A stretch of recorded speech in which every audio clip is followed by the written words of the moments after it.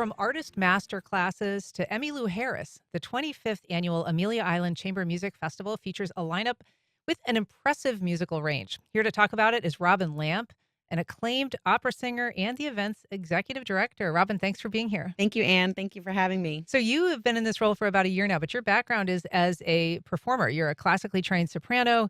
You have performed with the Boston Lyric Opera. You have soloed in Verdi's Requiem at Carnegie Hall. You have a very impressive voice and a very impressive resume. So, tell us how you ended up running the show at the Chamber Music Festival. Yes, I studied my voice basically since middle school. I have been obsessed with singing and the voice, and made that my life's mission. And then COVID hit, and I was in South Florida. Well, I was in Boston, but my I was based in South Florida, and the entire industry kind of shut down. And throughout, that kind of 2 year COVID.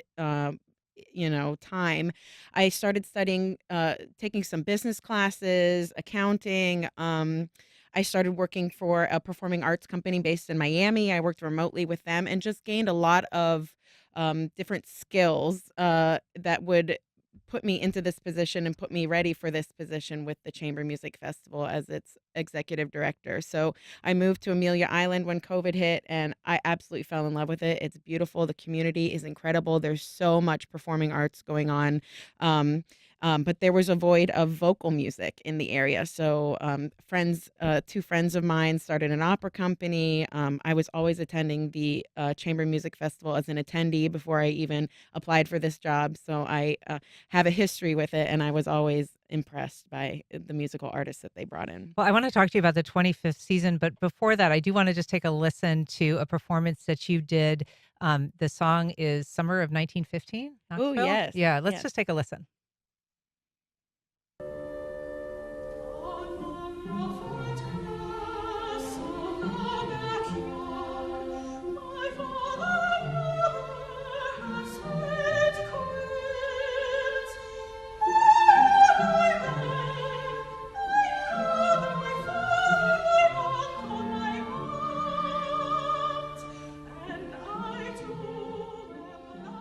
Just lovely.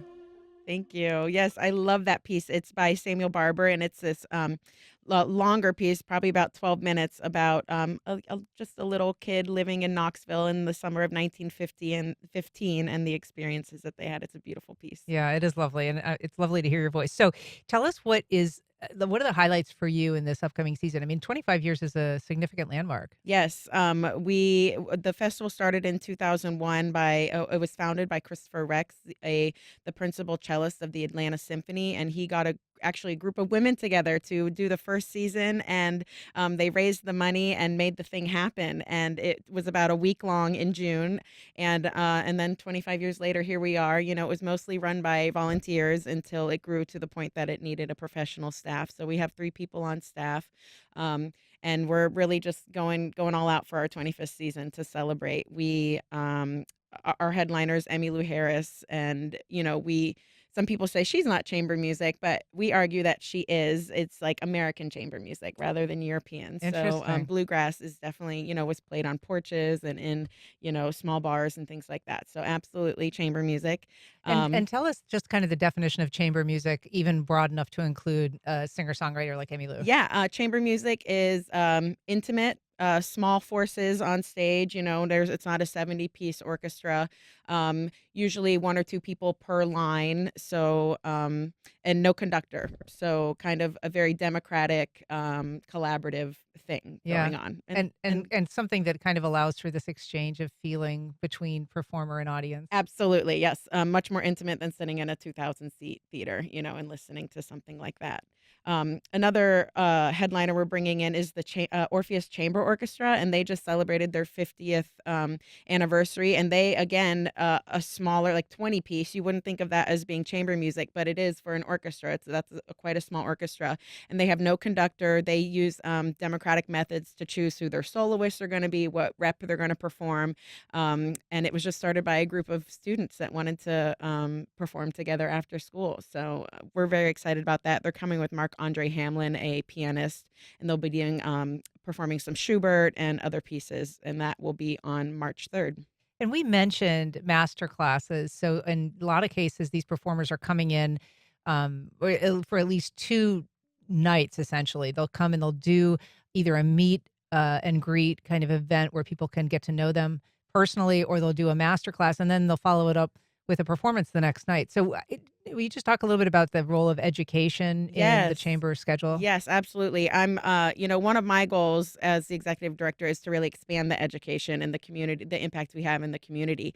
So this year we're doing 4 meet the musician events where you can, the night before the concert, come to a free interview, question and answer session with the artist in an intimate setting, have a glass of wine, and listen to them and get to know them a little bit before the concert the next day. And then we're also, we have for a long time, almost since our inception, been do master classes with local students. So we're partnering with the Jacksonville Symphony Youth Orchestra and the University of North Florida this year to have piano, cello, strings, and wind master classes for their students. So that's something that is really important for a young artist to be able to get feedback from a professional. And you also have some nights that are structured around, like, the opening night is kind of this fancy meal at Salt at, the Ritz-Carlton, and Yes. so it kind of combines entertainment with, Yes, um absolutely. It's like, people are, the people who just go to a concert to listen are, few and far between nowadays. So I'm always trying to combine music with an experience, make it something memorable. So whether it's the special venues that we perform in that are so beautiful and historic, or we have a meal or a wine pairing or something, to not elevate the event, but to make it special. and Nassau County, I mean, Amelia Island really has blossomed in terms of its arts offering. It was not always considered a destination, even though this event has been around for a long time, but just a lot has built up around it. 100%. There is a ton to do in the arts, performing arts and visual arts on the island. We have the jazz festival, the dance festival. We now have the opera company, classical music, community theater, musical theater, all sorts of stuff. So whatever your poison is, come to Amelia Island. You can find it. So there's a lot going on. Yeah. Well, the event is the Amelia Island Chamber Music Festival. We've got a link on our website. You can find out a lot more info on their website. But it's a pleasure talking to you, Robyn Lamp. Thanks so much for being here. Thank you, Anne. It's a pleasure. All right.